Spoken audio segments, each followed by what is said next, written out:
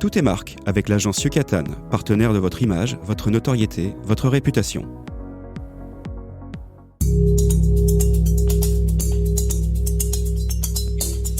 Tout est marque, une émission proposée et animée par François-Xavier Goudemont. Éclairer la vision et inspirer les actions. Bonjour à tous, bonjour à toutes, bienvenue dans Tout est marque. Tout est marque reçoit et fait parler toutes les marques. Et cette marque, aujourd'hui, elle parle, je dirais, à tout le monde, en tous les cas dans le secteur de la restauration, que vous soyez dans le sud de la France, à l'est, à l'ouest, sur Paris ou dans le nord de la France, vous en trouverez forcément. Je veux parler de cette marque française qui a déjà plus de 45 ans. Il s'agit de Buffalo Grill. Buffalo Grill, grande enseigne, et je reçois aujourd'hui Alexandra Robert, sa directrice de la marque, du marketing, communication, digital, offre, design. J'ai dû reprendre mon souffle pour citer tout ça, pour parler bien entendu de cette très belle marque. Bonjour Alexandra. Bonjour François-Xavier. Merci de venir au micro, je suis ravi. On va saluer Robert, le directeur général. Bonjour Robert.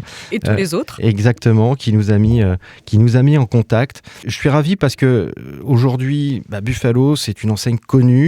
L'actualité a été très présente sur les derniers mois parce que si on se tient un petit peu informé, on sait très bien que Buffalo est une enseigne en renouveau, en tous les cas au niveau de son concept magasin, vraiment en pleine mutation, très moderne maintenant, en tous les cas, et on va voir comment. Mais avant, j'aimerais bien commencer cette émission Tout est marque. Comment on pourrait définir le positionnement de Buffalo Grill ?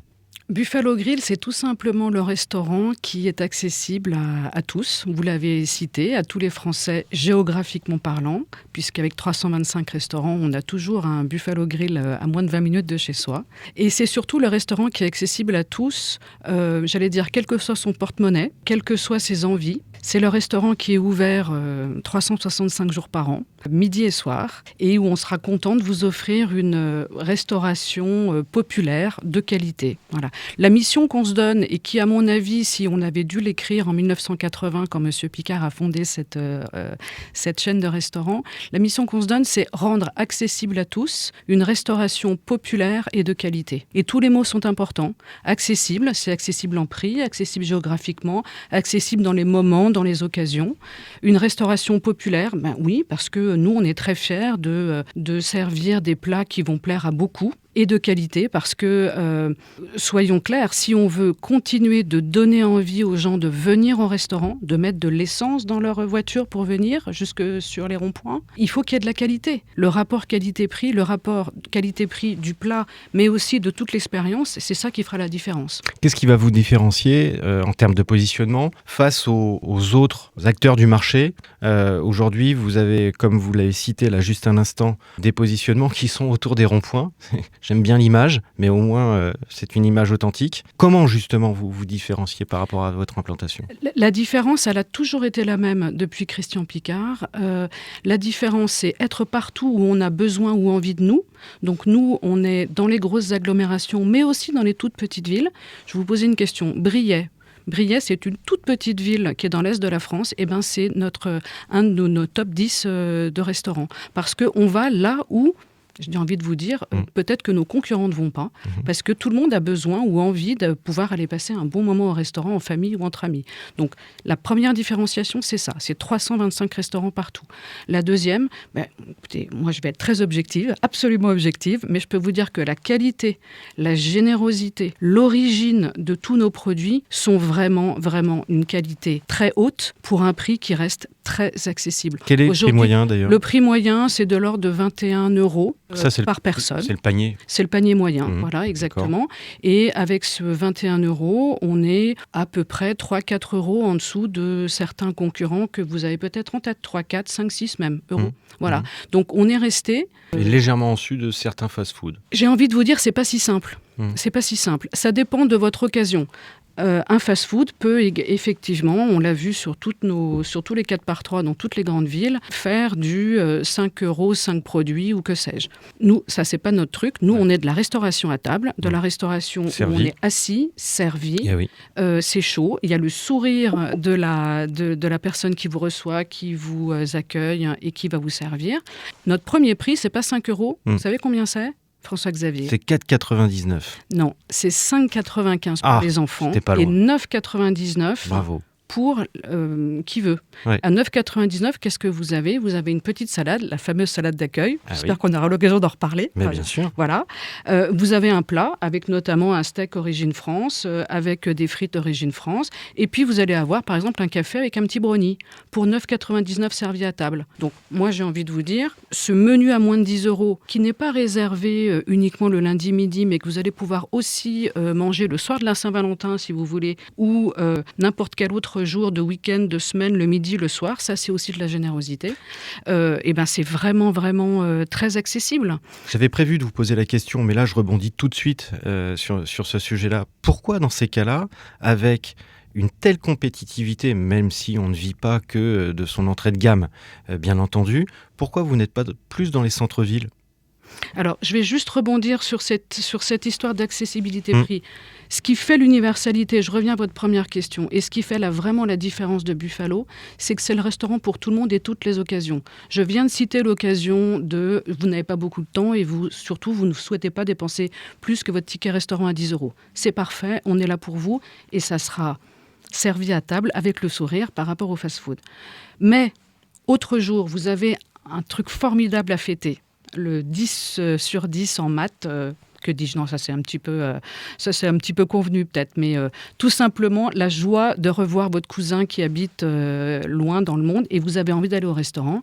Ce jour-là, vous avez envie de vous faire plaisir, et bien vous trouverez une formidable côte de bœuf à moins de 20 € ou alors vous allez trouver une entrecôte de race vraiment exceptionnelle, hyper généreuse à 25-28 et on restera imbattable sur ce type de produit-là. Donc c'est pour moi ce qui fait vraiment l'unicité de Buffalo Grill, c'est que on est capable de faire plaisir à tous, du plus petit prix au produit le plus exceptionnel. Voilà. Donc maintenant, cette histoire de centre-ville, écoutez, reparlons-en dans quelques temps. Aujourd'hui, on est en plein renouveau, comme vous l'avez dit, sur Buffalo, et on est en train de... Ça a beaucoup de sens. Entre nous, ça a beaucoup de sens. De toute façon, ce qui a du sens, c'est d'être partout où les gens ont envie d'avoir une restauration de qualité à un prix imbattable. Donc, par définition, aussi dans les centres-villes. Aujourd'hui, on est en plein renouveau et notamment rénovation de tous nos 325 restaurants. Donc, effectivement, on est plutôt dans des zones, encore une fois, petites villes, villes moyennes ou grosses agglomérations. Et vous priorisez le réseau existant, ce qui est normal. Exactement, mais moi je n'ai effectivement aucune contre-indication à ce qu'on revienne un jour en centre-ville, avec un modèle économique qui sera probablement un peu différent, parce que ne nous cachons pas non plus, derrière un modèle économique qui est sous pression, avec l'inflation, avec les coûts de l'énergie, avec les coûts de cette fameuse équipe dont j'ai déjà parlé beaucoup et qui est très importante pour nous, et puis les coûts de loyer. Et c'est vrai qu'aujourd'hui, le modèle économique est plus un modèle économique de première couronne qu'un modèle économique de centre-ville. Mais dans le fond, la marque Buffalo Grill, moi j'en suis absolument persuadée, elle est aussi là pour contenter les gens qui habitent dans les centres-villes. L'autre promesse aussi qui est intéressante, c'est que vous avez une amplitude horaire très large, qui est aussi une différence par rapport à d'autres acteurs, d'ailleurs, de la restauration. Oui, je dirais amplitude horaire et aussi amplitude de jours d'ouverture. Et ça, c'est très, très important. Et moi, ça me touche beaucoup. On ne se pose pas la question de savoir quand y aller. On peut y aller tout le temps. Exactement. On peut y aller tout le temps. Et même, on peut y aller tout le temps, quel que soit l'équipage avec lequel on est.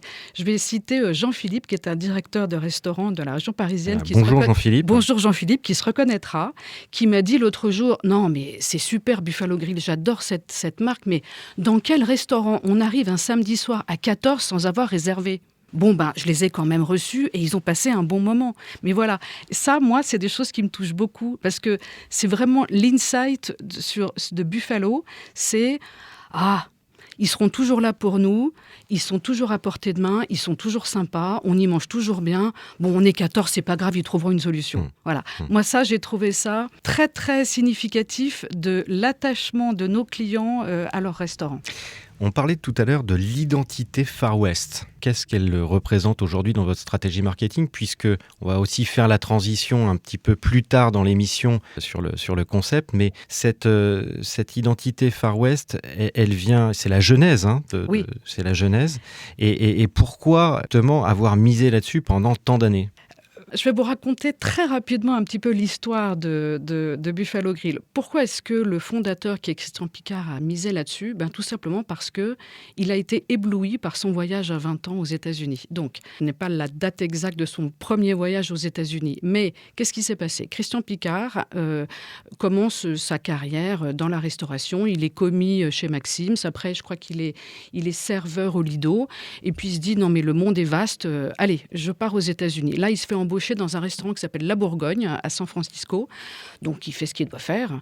Mais en fait, son intérêt est surtout éveillé par la restauration qu'il trouve aux États-Unis, qui est beaucoup plus accessible, qui est justement dans les grands centres urbains, dans les banlieues, etc., dans ces espèces de banlieues un peu étendues. 1961, il s'est rendu aux États-Unis. Voilà, c'est parfait. Merci pour son service, après son service militaire, me dit-on dans l'oreillette. Absolument. Votre oreillette est très, très bien renseignée. Donc, il arrive, il fait ce voyage aux États-Unis et quand il revient, alors certains, quand ils reviennent des États-Unis, comme Philippe Labro, écrivent des livres. Lui, il n'écrit pas un livre. Lui, il se dit, mais il faut absolument que je rende cette restauration si populaire, accessible à tous. Donc, en fait, c'est son métier, la restauration. Donc, il va prendre le contre-pied de tout ce qui se passe dans les années 80 en termes de restauration. Moi, je me souviens, dans les années 80, j'étais jeune.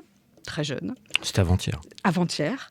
Quand mes parents allaient au restaurant, qu'est-ce qu'ils faisaient ? Déjà, ils se pomponnaient, c'était le samedi soir. Ils nous confiaient à la fille de la voisine. Ils prenaient leur voiture, ils allaient en centre-ville. Et là, ils avaient une expérience de restauration assez...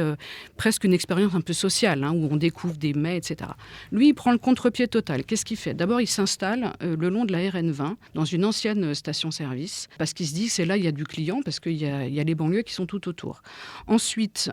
dans l'Essonne. Dans l'Essonne, à Vrainville, voilà, exactement. Je vois parfaitement où cela se trouve. Bon, très bien. Ensuite, qu'est-ce qu'il fait ? Il instaure un restaurant décontracté, voilà, il n'y a pas de chichi, et c'est tellement décontracté qu'on peut venir avec ses enfants. Et ça, c'est extrêmement important. C'est parce que c'est décontracté qu'on vient avec ses enfants, ou c'est parce qu'on vient avec ses enfants que ça devient décontracté. Et pour autant, avec les box les fameux box avec les banquettes rouges, je suis sûre que vous voyez à quoi je fais allusion, on a quand même un sentiment d'une certaine intimité dans son box. Voilà. Et puis ces box-là, c'est ce qu'on voit dans les séries américaines. Voilà. Donc c'est très américain. Qu'est-ce qu'on fait dans ce restaurant ? À nouveau, il va prendre le contre-pied. C'est pas la nouvelle cuisine. C'est des plats simples, hyper consensuels. C'est de la viande grillée, c'est des ribs. C'est l'Amérique. Donc, ouais, c'est le steakhouse. C'est du chili con carne, c'est le steakhouse, c'est des frites. C'est le steakhouse aux États-Unis qu'on voit partout d'ailleurs. Voilà. Donc, maintenant, on sait un peu plus, avant on le savait moins, mais c'est vrai que... En 1980, c'était quand même moins. assez... Oui, on était déconnectés, il faut rappeler ça. C'est effectivement une autre réalité. Voilà. Et puis, avec des enfants qui viennent et qui donc ont, et là, c'est quand même une certaine audace d'un point de vue immobilier, une salle de jeu spéciale. C'est-à-dire qu'il y a des mètres carrés qui ne sont pas dédiés à faire du chiffre d'affaires, mais à amuser les enfants. Et oui. Et ça, c'était un moment où McDo était juste en train d'arriver aussi. Donc, le côté restaurant pour les enfants, c'était vraiment très novateur. Complètement. Donc, voilà. Donc, ça, c'est son concept. Une restauration accessible, populaire, des bons produits. Cible familiale. D'ailleurs, je vous ai apporté une des premières cartes. Et je vois ça. On regardera peut-être ça tout à l'heure. On mettra la photo sur les réseaux sociaux. On mettra la photo sur les réseaux. Vous verrez, les prix ont un petit peu changé depuis 1980, mais ça reste très, très, très accessible. Et puis ensuite, il va jouer l'Amérique. Alors, vous me parliez de Far West. En fait, il va jouer l'Amérique dans la représentation qu'on en a dans les années 80. Je vous rappelle que Jean-Philippe Smet s'est fait appeler Johnny Hallyday. Ce n'est pas un hasard. C'est qu'il y a quand même une espèce d'inspiration américaine qui est quand même extrêmement forte chez tous les Français. Ensuite, il va parler de quel genre d'Amérique ? Il va parler de l'Amérique des cow-boys et des Indiens, parce qu'à ce moment-là... Certains ont été un peu moins inspirés, Dick Rivers, je suis désolé, mais écoutez, moi il chante quand même beaucoup mieux que moi. Oui, mais enfin, moins inspiré sur le nom américain. Bon, passons. Effectivement, en effet. Mais bon, l'Amérique, à ce moment-là, c'est quoi ? C'est la dernière séance. Donc c'est Eddie Mitchell. Exactement. Hein, Claude Moine. Exact. Claude Moine est devenu Eddie Mitchell. Oui. La dernière séance, le fameux western du dimanche soir ou du mardi soir. Bien sûr. Les enfants, qu'est-ce qu'ils achètent comme déguisement ? Cow-boy et indien. Et ils jouent à ça. Donc, finalement, cette histoire d'Amérique qu'il va jouer à fond, c'est la représentation de l'Amérique des années 80. Il va jouer à fond l'Amérique aussi dans les plats, donc les ribs, le chili con carne, etc. Du bison, bien sûr, qu'on a toujours à la carte. Et puis ensuite, il faudra trouver un nom. Comme c'est un grill, je crois qu'il y a eu un échange assez rapide entre monsieur et madame Picard. Madame Picard a dit Buffalo Bill et il a répondu Buffalo Grill. Et voilà, le nom était trouvé. Et vous faites la parfaite transition parce que vous parlez à quelqu'un qui était de nombreuses années dans la ville de Buffalo, aux États-Unis. Et figurez-vous que l'emblème de la ville de Buffalo, c'est le bison, les Bisons. Et c'est même l'équipe, les Bisons, c'est même l'équipe de baseball. Vous parlez à quelqu'un qui connaît très bien dans l'État de Buffalo. New York. Exactement, à la frontière.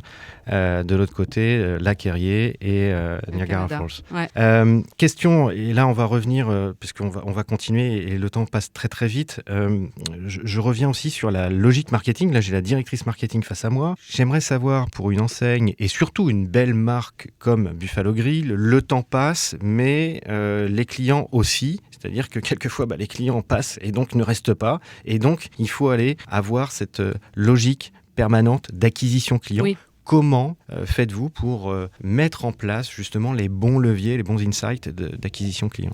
Eh bien, je pense que le premier levier, c'est le restaurant lui-même. Ce fameux monsieur Picard avait tout compris puisqu'il s'est mis le long d'une voie nationale où il y a du trafic, avec un toit rouge, son logo avec ses cornes. Donc, où il y a toujours autant de passages. Il y a toujours autant de passages sur la RN20. Ah, voilà. Le premier média, ça reste le restaurant. C'est pour ça qu'aujourd'hui, on passe énormément de temps, d'efforts et aussi d'investissement dans la rénovation de nos restaurants. Et qu'est-ce qu'on fait pour rénover nos restaurants ? On ne va pas changer un concept qui marche. Restauration populaire, de qualité, de la bonne qualité, des bons prix, la salade d'accueil, le sourire de la serveuse et l'accueil des enfants. Ça marche. En revanche, ce qui est important, c'est de faire en sorte que nos restaurants parlent d'une Amérique qu'on a envie de voir aujourd'hui. Et l'Amérique qui reste chère au cœur de tous, c'est l'Amérique des grands espaces, c'est l'Amérique du Grand Canyon, c'est l'Amérique de San Francisco, de Los Angeles, mais un peu comme des inspirations du voyage qu'on a tous eu envie de faire ou qu'on fera tous un jour. Donc d'une certaine manière, nous, ce qu'on fait dans la rénovation de nos restaurants aujourd'hui, c'est de les inviter à un voyage sur la route 66.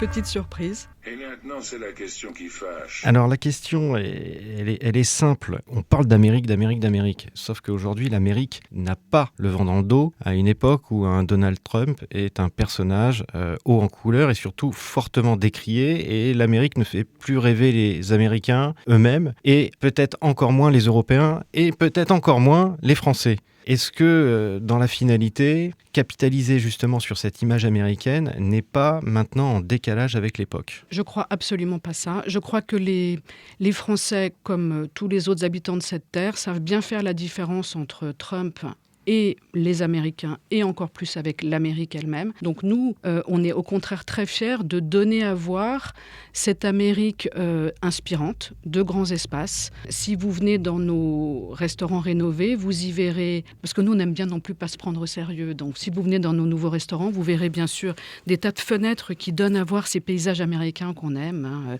Horseshoe Bend, Yosemite Park, etc. Franchement, ça fait rêver. Nous, on est passé un peu sur la route 66. Voilà, route 66. De la RN20 à la route 66. Pour l'expliquer à nos auditeurs et auditrices, c'est vrai que vous êtes passé vraiment sur cette logique route 66, mais toujours tourné vers les grands espaces. Grands espaces, en fait, on vous invite à une sorte de road trip, mais dans ce road trip, vous pourrez aussi vous asseoir à la table de la Wedding Chapel, où vous pourrez donc à nouveau vous marier ou bien faire votre demande. Alors, en est-ce mariage. qu'on est accueilli par un faux Elvis ? Non, Non. pas besoin. Ah, dommage. Pas besoin, Ok. mais on est capable de privatiser pour toutes vos soirées folles, François-Xavier, il n'y a absolument Ok. aucun problème. Ok. Donc la Wedding Chapel, le Hall of Fame avec le nom du restaurant sur une étoile, voilà. Donc vous trouverez de quoi passer un bon moment. En fait, je pense que ce qui est important dans la rénovation et de toute façon dans tout ce qui se passe dans tous les restaurants, c'est bien sûr ce qu'on a dans l'assiette, c'est bien sûr l'accueil, mais c'est aussi l'expérience. Moi, j'ai un client qui m'a dit un jour, à l'époque où on réfléchissait justement à comment est-ce qu'on va faire évoluer le concept de Buffalo, il y a un client qui m'a dit, moi, ce que j'aime quand on va chez Buffalo, c'est qu'à la fois, c'est très chaleureux, très convivial, voilà, il y a du bruit, mais c'est pas gênant. Mais par contre, une fois qu'on est dans son box, on est tellement intime qu'on se dit des choses qu'on ne se dit pas à la maison. Ça, moi, ça m'a beaucoup touchée. Parce que j'ai vraiment conscience que, bien sûr, on peut vivre sans aller au restaurant. Mais aller au restaurant, c'est des vrais moments de vie, c'est créer des souvenirs, c'est créer du lien. Et je pense que dans le monde où on vit aujourd'hui, c'est très très important. Est-ce que la grande différence aussi, parce que vous n'en parlez pas plus que ça, et j'aimerais avoir votre avis, c'est votre parti pris. On vit dans un monde complètement aseptisé, avec des concepts magasins, des concepts retail, restaurants, qui veulent plaire à tout le monde, ça c'est logique, mais est-ce qu'on peut plaire à tout le monde ? Grande question, encore moins quand on fait derrière justement porte ouverte à tout type de population.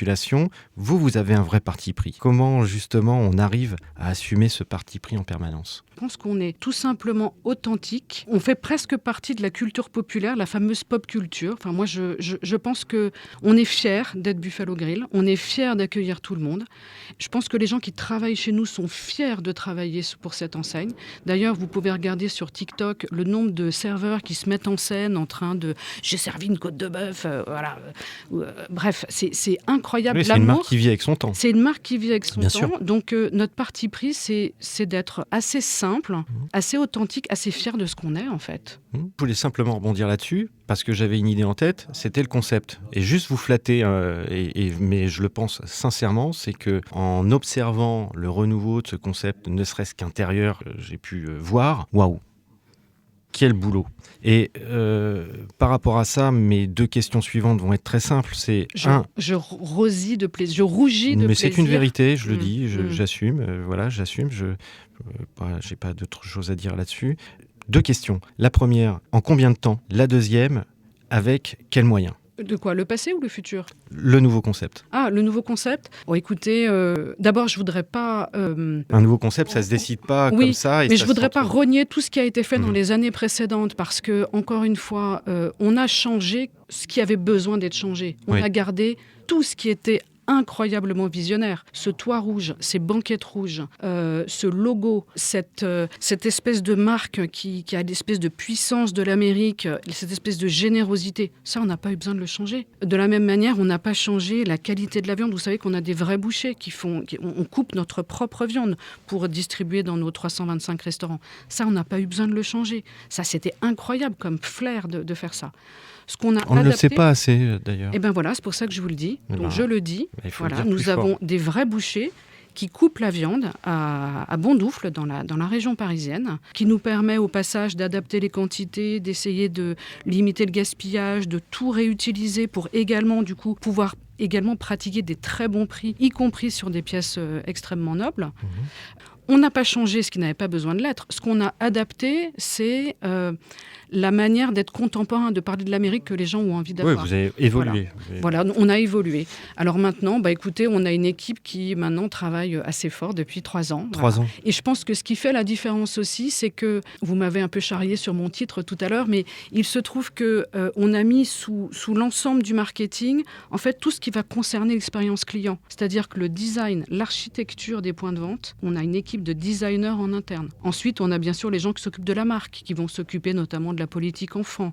Notre fameux biscotto, là, notre mascotte bison que vous avez peut-être vu et qui ravit tout le monde. Complètement. Ensuite, on a bien sûr l'équipe de l'offre. Qu'est-ce qu'on mange ? À quel prix et combien on... Et puis, toute l'équipe communication, médias, digital, réseaux sociaux. Donc finalement, moi, mon obsession en tout cas, c'est un peu ce que j'ai appris quand j'étais petite, chef de produit, c'est qu'il faut que tout soit quand même très très cohérent. Parce qu'on est une entreprise avec peu de moyens. Donc ça veut dire que chaque euro que je mets dans l'expérience client, il faut que cet euro soit cohérent dans tout ce qu'on va raconter. Oui, puis vous travaillez pour et avec des franchisés. Voilà. Voilà, donc il y a aussi cette logique un peu de justification de la bonne décision, parce que derrière, il y a un impact business, et cet impact business, il doit se traduire par de la marge, par du chiffre d'affaires, par du résultat, Oui. par de l'ambition. Ben oui, parce que c'est comme ça qu'on se développe, c'est comme ça qu'on est capable d'ouvrir de nouveaux restaurants, c'est comme ça qu'on est capable de rénover notre concept aussi. Je ne résiste pas à vous dire que la semaine dernière, il y a 15 jours, nous avons ouvert un restaurant rénové dans lequel il y a une expérience client qui va faire du bruit à tous les sens du terme, puisque maintenant est intégrée une cabine de karaoké dans le restaurant de Montluçon, ainsi qu'un shuffleboard, ainsi que d'autres jeux familiaux. Parce que nous, notre ambition, c'est de rassembler les gens autour d'un repas et finalement aussi autour de moments conviviaux. Et le jeu, ça fait aussi partie de ça. Et le karaoké, on sait que ça fait chanter tout le monde. Alors, à quand le rodéo mécanique au milieu d'un Buffalo Grill ? C'est une excellente suggestion. Écoutez, si on peut se faire plaisir. Je continue sur juste les questions qui portent effectivement sur la marque. Quels sont vos axes de croissance prioritaires aujourd'hui ? C'est quoi ? C'est faire évoluer le parc ? Faire évoluer plutôt le chiffre d'affaires ? Qu'est-ce que c'est ? Faire évoluer le parc, c'est absolument dans la stratégie de l'entreprise, en accueillant également de nouveaux franchisés qui vont nous aider. Vous étiez sur Franchise Expo il y a quelques semaines. Exactement, à rénover, à ouvrir, etc. Ouais. Donc, on a des ouvertures tous les ans, etc. Ça, de toute façon, ça fait partie de la Chiffre stratégie. d'affaires moyen à peu près à peu entre près 500 millions d'euros. C'est entre 2 et 3 millions par restaurant. Tout à fait. Ça, oui, certains dans des petites villes peuvent être un peu plus petits, 1,5 million. Mais c'est à peu près ça, effectivement. C'est juste pour situer. Oui, pour situer. Et ensuite, donc, je crois que la chose la plus importante, c'est de faire en sorte que chaque restaurant attire plus de monde dans sa zone de chalandise. Donc, on met aujourd'hui beaucoup d'efforts à gagner de la part de marché. En fait, Buffalo Grill a gagné de la part de marché au total en 2025. On a vraiment été l'enseigne qui a... Sans acquisition. Sans acquisition. Et ça c'est important de le dire. Voilà, et qui a quasiment un chiffre d'affaires stable dans un secteur qui ne va pas bien. Oui, parce que certains profitent de l'idée qu'ils gagnent des parts de marché, mais ils font des acquisitions. Oui, donc, ou beaucoup d'ouvertures. Voilà. Nous, avec 5-6 ouvertures l'année dernière, je crois, on a un chiffre d'affaires stable dans un marché qui va mal, parce que les clients, pour certains, se détournent de la restauration parce que la qualité n'est pas dans l'assiette ou parce que la qualité de l'expérience n'est pas là. Nous, on a gagné de la part de marché et on va continuer de le faire parce que on est capable d'attirer plus de gens dans nos restaurants. On vient de lancer un programme de fidélité sur lequel on a déjà 1,5 million de clients cartés, si j'ose dire. Oui. On sait que ça a un impact sur la fréquentation parce que tout simplement ça marche, j'ai envie de vous dire. Et encore une fois, ça marche parce que l'expérience est bonne quand on vient chez Buffalo. Donc ça va être notre fer de lance, ainsi que la rénovation nécessaire de notre offre, de manière à être capable de toujours accueillir, que personne n'ait besoin de faire de compromis pour aller chez Buffalo. Vous trouverez toujours quelque chose qui vous plaît chez Buffalo. Donc faire grandir le parc, le chiffre d'affaires, la satisfaction, bien sûr. Et la fidélité qui va avec. Et malgré tout, j'ai quand même cette question aussi de se dire, on a une marque, j'ai une marque face à moi, Buffalo Grill, qui évolue avec son temps, qui traverse le temps. Quelle part la vente à emporter peut-elle ou pourrait-elle avoir dans votre modèle économique futur ? Parce qu'on n'arrête pas d'en parler partout. Alors, la vente à emporter, là, je vais rendre hommage aux personnes qui m'ont précédé. Elle a vraiment été très, très importante à la sortie du Covid parce que ça a vraiment tout simplement permis aux restaurants de garder la tête hors de l'eau. Aujourd'hui, elle représente de l'ordre de 5, 6, 8%. Pour certains restaurants, c'est très important. Il y a un restaurant que j'ai en tête où c'est 20%. Ça dépend un petit peu de la zone. C'est un complément de chiffre d'affaires non négligeable, parce que 5-6% dans un modèle économique, c'est pas rien. Mais je ne pense pas que ça soit vraiment la direction de la croissance pour nous. Moi, je pense qu'il faut y être. Et d'ailleurs, on y est avec d'excellentes performances quand on y est. Mais je pense que notre intention, c'est plutôt, comme je le disais tout à l'heure, de donner envie aux gens de revenir au restaurant et de créer du lien. D'où l'évolution qu'on fait, notamment avec ce pilote qu'on ouvre donc à Montluçon, avec encore plus d'entertainment, entre guillemets, dans le restaurant. Et donc, on attend le cheval mécanique. Dernière question. pour clôturer cette superbe émission avec vous. Avec la montée des préoccupations écologiques, la baisse de consommation de viande, votre modèle d'ailleurs basé sur le gris est-il durable ou en tous les cas, comment communiquez-vous autour de cela ? Alors, ce qui est important pour nous déjà dans la partie durable, c'est de favoriser les approvisionnements français. Donc comme je vous le disais, on a 90% de notre bœuf qui est français et ça, dans la restauration hors domicile, c'est vraiment une performance. On privilégie également ces approvisionnements locaux pour nos frites, nos haricots verts, notre salade, etc., etc.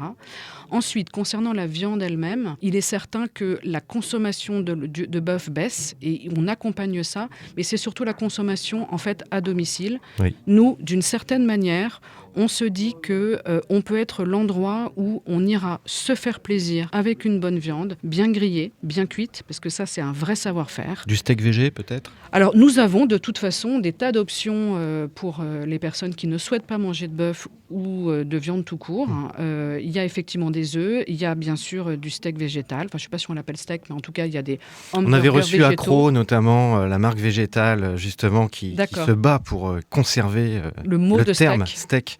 Végétal. En tout cas, on a des options pour toutes les personnes qui ne souhaitent pas manger de viande, et en particulier de viande rouge. Mais je pense qu'on a vocation à être le lieu où on viendra manger de la très bonne viande française, bien grillée. Voilà. Bravo à Buffalo. Merci Alexandra. Je pense qu'on est arrivé justement à mieux comprendre, à mieux appréhender forcément cette logique de marque, de renouveau, de nouveaux concepts, d'offres. On a bien compris que la qualité était au cœur de l'offre aussi de Buffalo Grill et c'est important. À toutes celles et ceux qui nous écoutent, bien entendu, je vous donne rendez-vous sur toutetmarques.fr et en même temps sur les réseaux sociaux. Et sinon, je vous dis à très vite. Merci. C'était Tout est marque, disponible sur les plateformes podcast Spotify, Deezer et Apple Podcasts.